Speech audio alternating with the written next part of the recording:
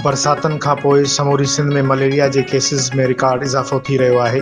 जनवरी खां 8 सेप्टेम्बर ताईं समूरी सिंध में मलेरिया जा 1,54,123 केस साम्हूं आया आहिनि। सिंध जे सिहत खाते जे तर्जुमान मूजिबि कराची मां मलेरिया जा 2,097 केस रिपोर्ट थिया आहिनि। मलेरिया जा सभिनी खां वधीक 620 केसिस ज़िला मली में रिपोर्ट थिया। ज़िला जनूबी में 374 ऐं ज़िला ग़रबी में 349 केसिस साम्हूं आयो आहिनि। तर्जुमान मूजिबि ज़िले कोरंगी मां मलेरिया जा 359, ज़िले शर्की में 179, ज़िला वस्ती में 121 ऐं ज़िले केमाड़ी मां मलेरिया जा 95 केस साम्हूं आया आहिनि। तर्जुमान मूजिबि हैदराबाद डिवीज़न में मलेरिया जा 71,014, सखर डिवीज़न में 11,862, लाड़काने डिवीज़न में 40,173 ऐं मीरपुर ख़ास डिवीज़न में 11,865 ऐं शहीद बेनज़ीराबाद डिवीज़न में मलेरिया जा 17,112 केस रिपोर्ट थिया आहिनि। असां हिकु भेरो ॿीहर ॿुधाईंदा हलूं त बरसातनि खां पोइ समूरी सिंध में मलेरिया जे केसिस में रिकॉर्ड इज़ाफ़ो थी रहियो आहे।